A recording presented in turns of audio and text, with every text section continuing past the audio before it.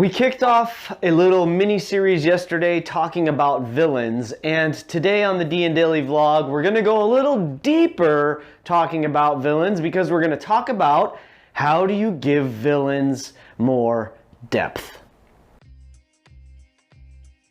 And today's video was inspired by none other than my good friend One Crit Wonder, as when I brought up the topic of villains, the first thing he asked or suggested was, how do you add depth to a villain? And this really got me thinking.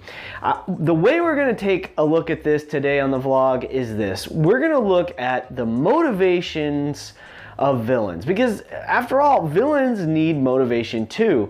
And I think that when we look at what is the motivation of our villain, we're going to begin moving into creating some depth in this bad character. And here's the thing. It's okay to have a one-dimensional villain. There's really nothing wrong with that. It's okay to have a two-dimensional villain, and it's okay to have a three-dimensional villain. Those are all fine. There's ways to develop all of those, and there's reasons and places to create them all. I want to look at the other end of that. I want to look at just starting from the beginning. I have an idea about a villain.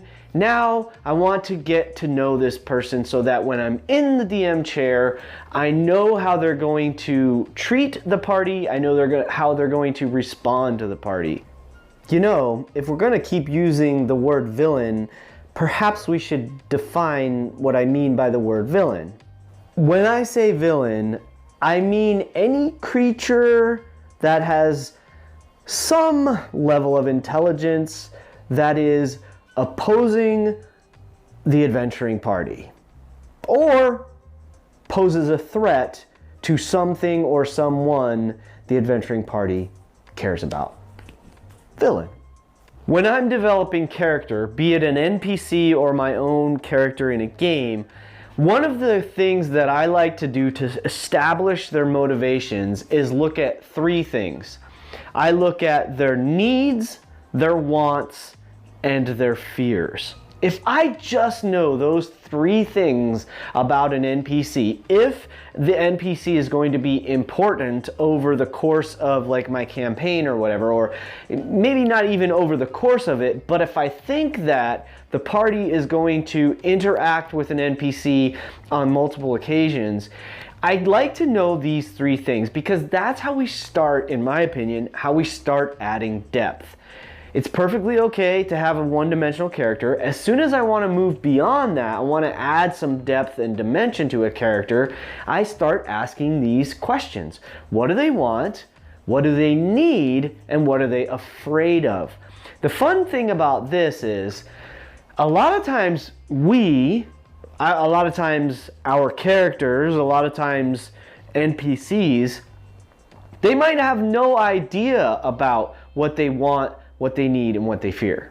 So it's up to us to establish those things. Some will be fully aware of it, and that's a great thing. For instance, this comes true with villains, because most villains know very clearly what they want. They are absolutely 100% certain in what they want. Now, why they want it might be different from one to another. This is where the needs and the fears are going to come into play. So let's break this down as we think about creating villains that have more depth. If I create a villain and the villain they want to overthrow the king to become the leader, they want to rise to control. That's the want. Okay, what do they want? They want to become king. They want to become the leader. They want to become the big boss, right? However you want to term that. That's their want. Already I have a sense of like, who is this villain? The next thing I look at is, well, why do they want that? So here's where the needs and the fears come into play. One villain might want to become king because they fear that the current king is worthless or corrupt or just not a good king. They're afraid that the kingdom is going to fall to pieces and that the world that they're comfortable in, the world that they are used to, the solid established world is going to change because the king doesn't know what he's doing.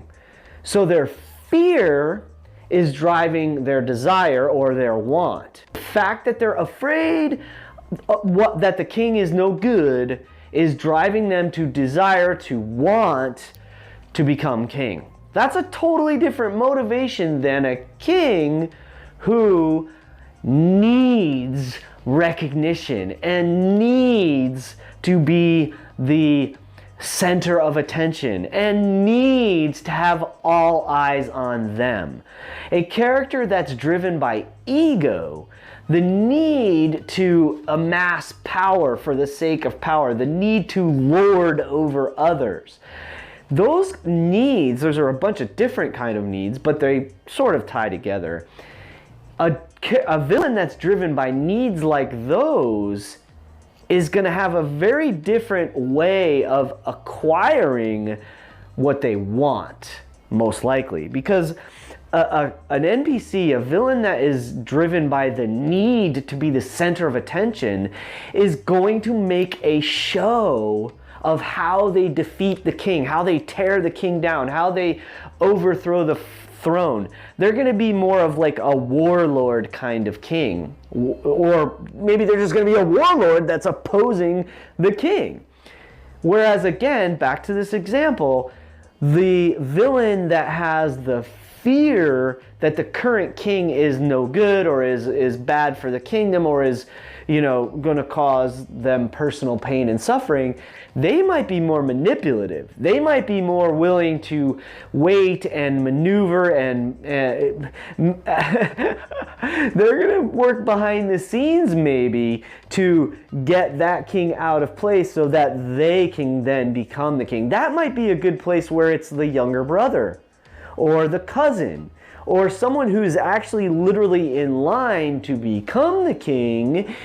Their motivation is, I'm afraid that this king doesn't know what he's doing, so I should be the king. They're going to be the ones that have these machinations to get that king either killed or moved out some way or other, right? Totally different motivations with the same want. So the example I've just given is a very straight and simple way to look at a villain. It can apply to any NPC, but this is the steps that I think is a great way to start establishing more depth when we're looking at a villain. We can look at any one of these and we'll already start down this path. So let's take a different direction. Let's look at a monster, like some powerful monster that maybe isn't a human villain, but is still the quote villain. So let's look at the bad guy or bad gal. If it is not a human, if it's not someone who maybe is driven by the wants, needs, and desires of a typical human being or one of the similar races, elves and dwarves, etc. This is a monster, a powerful monster. It might have entirely different needs, and it might have entirely different fears. We could create a monster, a fantastic villain, that is, let's say, it's a mother. It is a mother that is driven by the need and the fear for its child. It needs to protect its young. It is afraid that let's say the heroes, and they might not be heroes, but the adventurers, let's call them adventurers. It might be afraid that the adventurers are going to threaten its young. That gives it a very powerful desire, a motivation to protect its young. So what does it want? It wants to protect its young. Why? Because it needs to protect its young. That's its job. It is the being's mother. It's the creature's mother. It also has a fear that something bad's going to happen to its child. Again, those are really simple. They all tie together very quickly, neatly, and easily, but now we've taken a creature who is just a rampaging monster And now we understand why.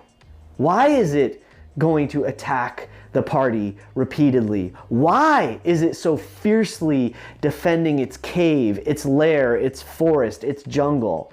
Because we've developed motivation. We've developed this reason that it's doing what it does. Now we've added depth to that monster. Again, that's a fairly one-dimensional monster, one-dimensional villain, and yet we've added this really interesting story and drama to that monster. We figured out why. What's it doing? Why is it there? These are so easy to do. This is my trick. This is my tip. If I need to find a villain's reason for doing what it's doing, I want to create depth. I want to make the villain more interesting, more meaningful, more powerful, more connected to the story. These are the things I'm going to start with. I'm going to look at these. I'm going to ask these 3 questions. What do they want? What do they need? What do they fear? And that's going to help me understand the motivation of the villain. And that's going to help me portray the villain in a believable way in the game. Ooh, I don't have any, today with motivation, that's it. That's my gift to you, to us, to the future. This is my other gift to you. Please check out this video. I'm so grateful you all are here. The conversations in the comments are amazing. And I'll see you at a table someday. Keep rolling 20s. Remember, it's your game. Play your way.